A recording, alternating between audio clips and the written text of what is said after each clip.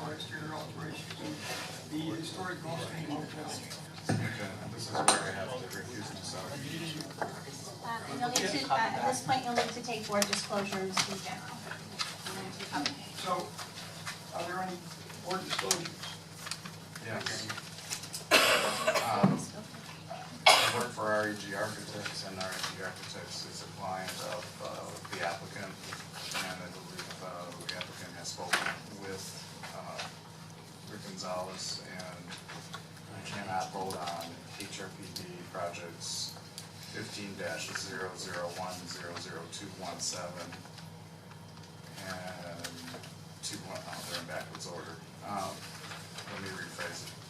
HRPB project number 15-001-00214 through 15-001-00217. All right. So, and I've spoken to an employee of John Zerdy about other community activities as well, and the hotel. And it doesn't affect my decision today. Anybody else? No. Good? No. All right, then we'll hear staff's report. Before we continue, I just have a general question on this project. The annex in back of the Gulfstream, the new one-story addition, is that part of HRPB, et cetera, 217 or 215? 216. 216. I'm sorry, I missed that. Thank you. Some administrative, did we get an agenda today, or the motion sheets, or your recommendations? I don't have a packet, a little, and I didn't print out the hard copy that we usually.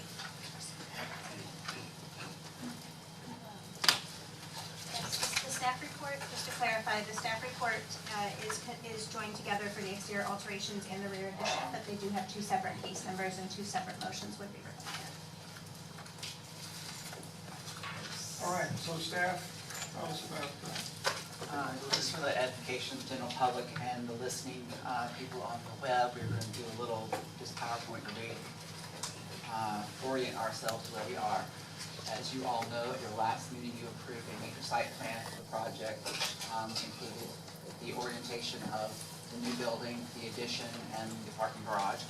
You also approved a conditional use for the hotel and its accessory uses, and you approved a variance for a transformer at the back of the proposed new addition to the hotel. The four cases before you tonight are the remaining items, which are probably the most important in regards to exterior changes in a historic district, and include, like we mentioned, exterior alterations to the current hotel, an addition to the current hotel, new construction for both a hotel annex and a parking garage, and then finally a request to demolish and or relocate two historic structures that are existing. I'm not going to go through all of the different items here, but I would like to submit for the record the staff's reports and the PowerPoint, as well as all of the backup that has been provided to you both at the first hearing and now at the subsequent second hearing. Just to remind you all, this is the site under review. The existing hotel is here. The proposed new hotel will be here. The parking garage back here, and there's an addition proposed here with a pool deck on top. Future land use is downtown. The zoning was approved to be changed as one unified title of property to be downtown by the City Commission. Here's the proposed site plan, which in general is the same as you saw before. You will notice a couple little differences. The parking garage now has the retail space in the front removed. The green space that was underneath the overhang has been removed, and now it is one large plate building. And there's been a little bit of change at the front, bringing the building closer to the street on the hotel annex. Those were items that were approved as part of the major site plan at your last hearing. The proposed landscape plan has been altered slightly to reflect the changes. That was also approved in relationship to your approval of the site plan. I do want to, for the record, say that the architect and staff, I believe, worked together very cooperatively and in a very productive manner to bring the project a long way from last month. Generally, almost everything that we suggested or brought up as issues have been addressed, including the ones that the board addressed at the end of the last meeting. And so we're really happy to present to you what they came up with. There are still a couple things I would like to just recognize for the record. But these are the streetscapes. They have been corrected. So the relationship between the proposed changes and the buildings that are existing have been corrected. This gives you a visual idea. And I'm kind of going on our list as a group, and then we'll split it up into the various cases in a minute. The existing hotel with the proposed addition. This item right here has not been corrected, but on your plans you'll see it was. It was lifted and actually fills the space. The parking garage has been changed. There has been an additional level, but the floor-to-floor heights have been lowered. The overall height of the parking garage is several feet below what would have been allowed under the original zoning of MF30. I believe there's almost 50 additional parking spaces that have been provided. This is a streetscape on Lake Avenue. You can notice a very significant change in the front of the proposed hotel annex, which is now much more in line with an Art Deco inspired building, which is quite conducive and complementary of other buildings in the city. The bridge has been altered. Staff does have requesting in one of the staff reports to have some ability to work with the applicant to better refine the bridge. You can't really see it, but this is where the ADA compliant lift is being proposed. That location hasn't changed.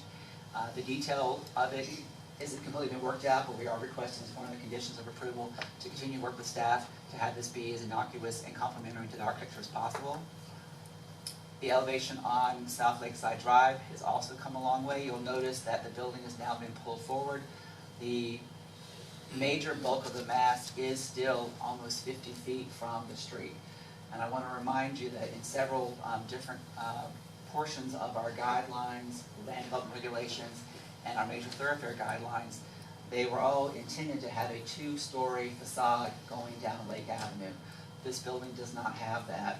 It also is set back 17 feet, which is the maximum setback of the building, and then a further setback. If this were meeting the guidelines, the building elevation here would be set back at 5, and this part here would actually be at this location. In deference to your desire and the applicant's desire to have a visual sort of nuance of the building and respect its presence there, since it's been for a very long time you can see it, you had supported a historic waiver to have it set back. We would encourage that the applicant figure out a way to pull it closer to the street so we don't have such a large gap, because part of the historic flavor of Lake Worth as you go down Lake and Lucerne is a continuous row of facades. If this site were being developed on its own, it would not qualify for the historic waiver and would have to be brought up to the front. So, the first case that we're dealing with is the exterior alterations. As I mentioned, the architect and I have had probably at least four conversations, and I've also spoken to his assistant. There also have been discussions among Amy, Katie, and myself and the architect, and it has come a long way in regards to the alterations of the Gulfstream Hotel. You can refer back to the staff report as to what conditions we would like to place on it. But staff is recommending approval with the conditions as outlined to further refine the various details related to the railing, some detail work on the side. They have proposed adding additional awnings on the front. There are 3 now, we're proposing 5, so that they have an area where the ADA compliant lift would be able to be under an awning, and a few other items. So if you want to see the elevations, we can, and I'm not quite sure how the presentation from the applicant is going to be done, but you may be interested in seeing that now. We can come back to each case individually, or how would you like to proceed? I'd like to see each case individually. Well, at least this case individually, just the Gulfstream itself. This is the COA just for the exterior alterations and the rear addition for just the Gulfstream. Well, it's just, the first case is just the exterior alterations. It does not include the addition. The addition is a separate case. Oh, okay, yeah, that's the 217. Yeah, okay, so then those two, I think, would be nice to see together. So I don't know, does anybody else have any thoughts? So did you want to hear anything from the applicant? You want me to continue with what we have? Well, I want to hear your show first, Okay. you know? I don't put on a big show.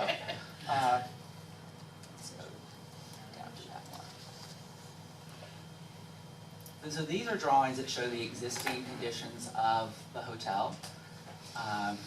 Most of us are very familiar with it. And the next drawing is what's being proposed. You'll notice that they have removed the glass railing behind the parapet and added a decorative element we don't have completely detailed out, but one of our conditions is requested that they work with us to make sure that that is an appropriate complementary type railing. The ADA compliant piece is here. They have taken staff's recommendation on the pairs of French doors on the east elevation, retaining and preserving the wood windows where they are located, the appropriate openings and configurations of the French doors accessing I guess the deck on the front. William, how many wood windows were there? Because I believe in the presentation we heard last month that a lot of the windows have been replaced with vinyl, so. Well, all the windows from above the first floor have been replaced. Those are the wood windows. There are some wood windows on the first floor. There is more than one. We've been given documentation. We know where all of those are. And the architect was very helpful in identifying those. And we feel comfortable that we have enough information to know which ones were wood and should be repaired rather than replaced.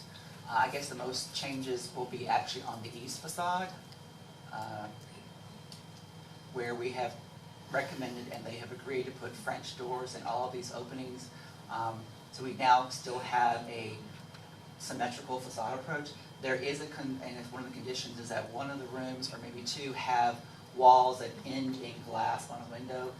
The architect will still have to work out that little issue and have the wall either in between two doors or to the side, and that's something they worked out during their construction documents or furthering. And you'll notice that the gate has been changed. It is a pair of doors with a fixed top, so this is much better. They've added a pent element, respectful of this, at the location where the pool is, and they have sort of, well, I'm in the addition now, but you can tell where this all sort of runs together and is very complementary and harmonious. This piece here has also been shown to be added. So from that standpoint, can we see the back too? There was a staff condition about trying to maintain the mezzanine windows, and the architect and applicant are interested in trying to preserve those. It just hasn't been determined exactly how that will happen, because they are actually going to be inside the building once these doors are put in, and those mezzanine windows are kind of back here behind the addition. So from that standpoint, we do feel we can recommend, with the conditions as outlined, the approval of the certificate of appropriateness for the alterations, exterior alterations to the hotel. That's it, good, any questions? Staff? Well, does that include the presentation too on the, or did you, that was just the hotel, is it that the I'm hotel? not in the addition yet. Okay, that's what I thought, all right. So, I'm good on the hotel. I have a historical question, perhaps you can answer. When the hotel was built, which was what, in the 1920s? What was in back? Was there a garden? Was there a pool? Do we have pictures? We often get pictures of what the building was like at its We inception. don't have very much documentation of the back location, and I don't recall when the pool was redone. I seem to think that there was pool improvements done in the 50s. And it looked 50.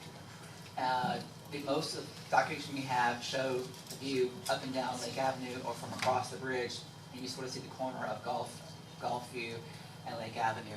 There's not a whole lot of picture documentation as to what was back there. But keep in mind too, there were other buildings scattered around the block that were part of the Gulf Stream that are no longer existent.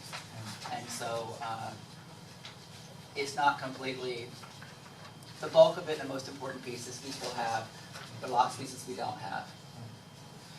The reason I mention it is because I was driving through Palm Beach over the weekend, and there are several hotels which are of the same vintage, the Chesterfield, the Brazilian Court. And they have garden areas with pool at grade, which is, even the Colony does, but the Colony I think was built in the late 40s or so it's not comparable really.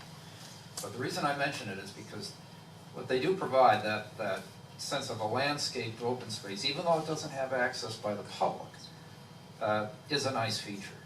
And it softens the effect of a large building for pedestrians and for the view. And I know we're pretty much down the road here on this particular design, but it's something which I had hoped would have been retained just because of the quality. And it was typical of the era. My guess is, maybe in the beginning, those courtyards were just garden areas. I don't know. But not only do we have the one-story addition in the back, but we have, when you look at the elevations, the alleyway looks like it has a small bridge, when in fact it's a large deck. And that's why I was hoping, when I mentioned last week, that we could have had maybe just a block three-dimensional model to see how this all comes off, because I've been reading plans a long time, and I was kind of standing on my head trying to figure how that would look. And it's going to have sort of the effect of a tunnel. But from what I saw of the initial footprint, I guess they now have unity of title, including the alley. Was that granted? Well, the alley was abandoned at a previous request, and I it just see. wasn't recorded correctly. I see. And so it wasn't coming up in the tax record, and we did some research, and the applicant did as well on the title search. And half of that alley has already been abandoned and is in the ownership of Hudson Holdings. And it's the half that goes basically from here that way I to see. Lake. Now I remember your comment. So, if you looked at the context of how other buildings are handled here, even the Gulfstream condominiums, those two smaller condominiums that do back up, unfortunately, close to the alley. There's a pool that's, I think, just above grade, vegetated and surrounded with plantings on the south condominium, which I think consists of some small studio units. And the Gulfstream condominium in front has open space.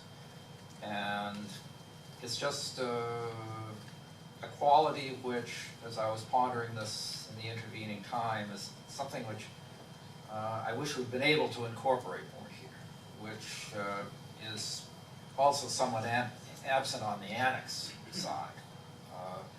When you think of, it's not comparable, but along this idea, when you think of the Meisner buildings, you have a lot of interesting passageways and open spaces, even though taken as a whole, those buildings are, I think at one point, it's at least 5 stories high in the highest section.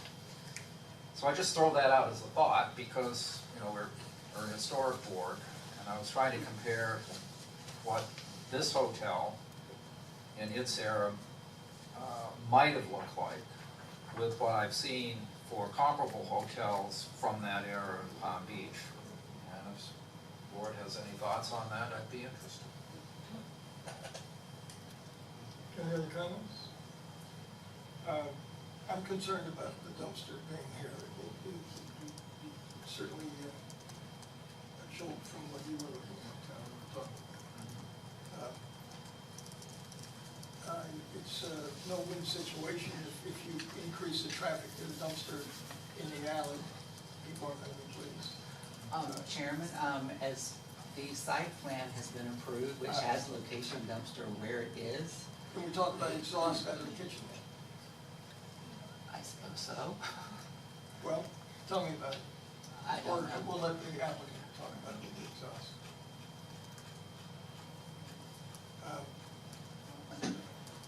The ADA lift, I thought the worst place to put it is in the front of the building.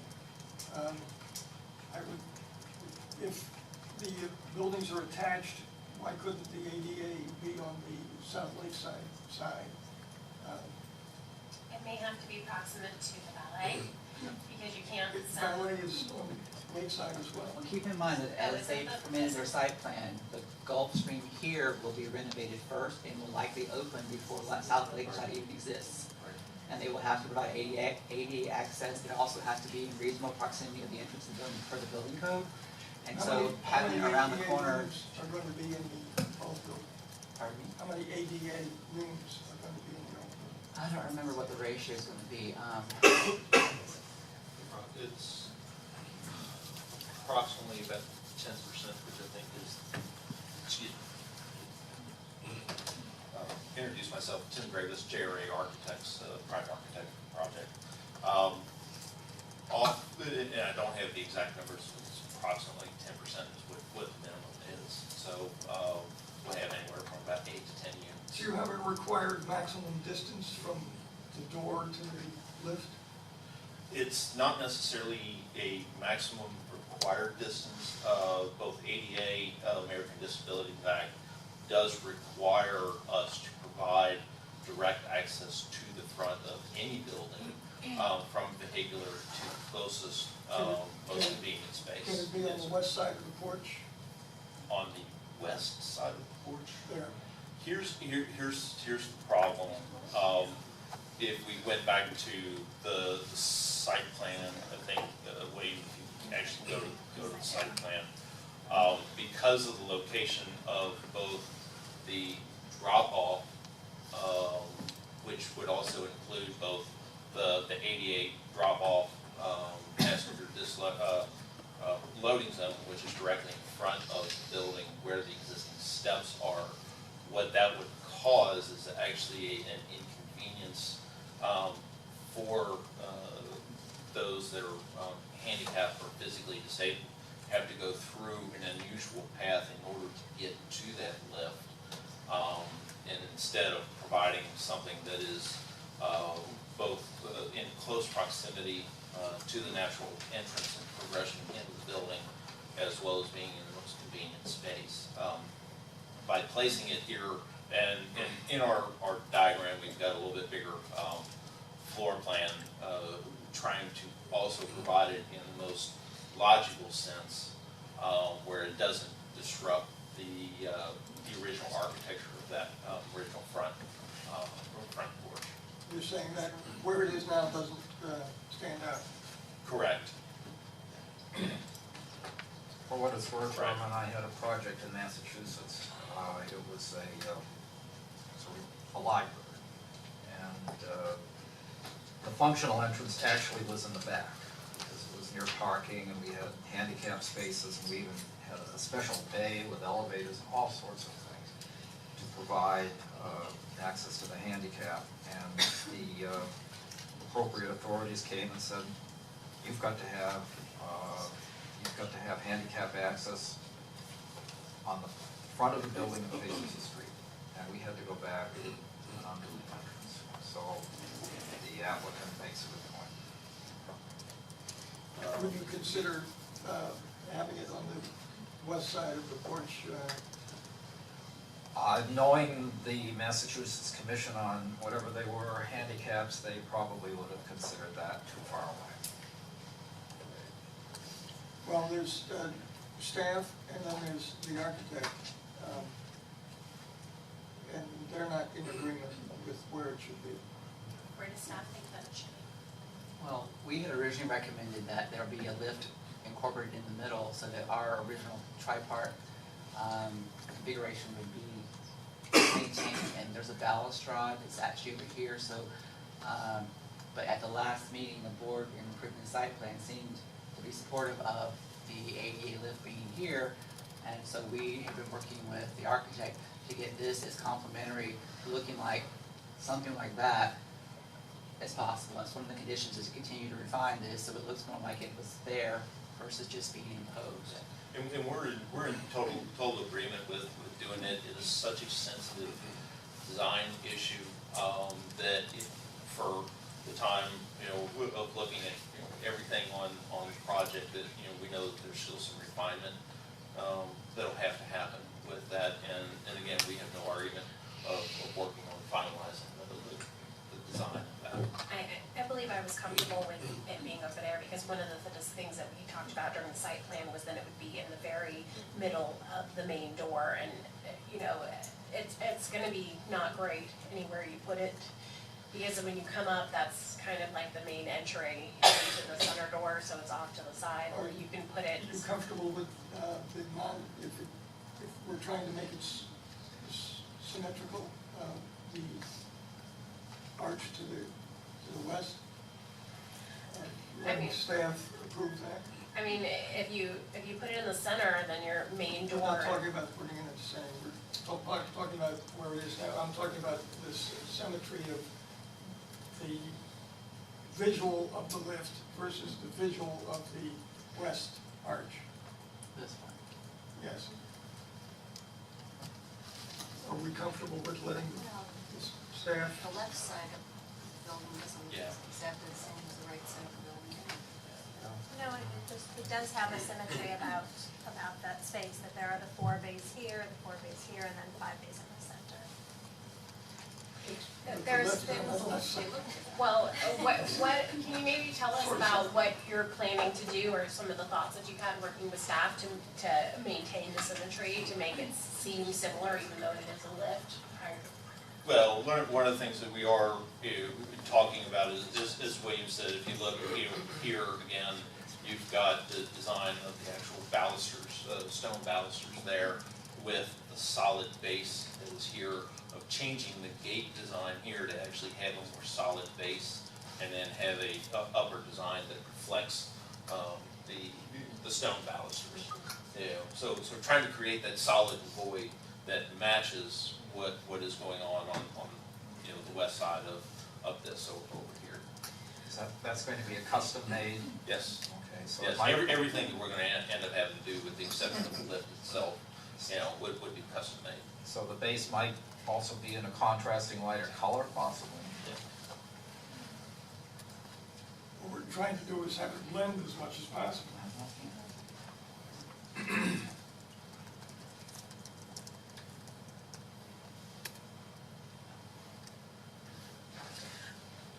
Staff, which condition of approval in your recommendation deals with, I'm looking at the thing, and I saw it before, and I can't see the lift or the, Number 2, on page 6. thank you. I have that highlighted. So, I read it, and I'm like, I can't find it. The specific design and configuration of the accessible lift shall be subject to staff review and approval prior to permitting. I think that if we're comfortable with that, then I say we move on, but if we do want to add something that, I'm all in agreement with moving on. I'm saying, do we want to talk about having some sort of design to make it more symmetrical, or just leave it as is on the You left? could tack on a clarifier to that condition saying that the board's interest is to have those gates or that opening look as closely as possible like the one on the west. and that's what I was just going to suggest, is that we amend that condition. I completely agree with William's thought on that. And can staff give me some language that we can write down right now? Or why don't you think about it and we come back? Write some language. Miss Amy, if you would. All right, and then we can come back to that thought when we're ready to review or possibly make a motion. What about the interior walls, abutting windows? You want to that as a consent Which, recommendation, number 5? number 5,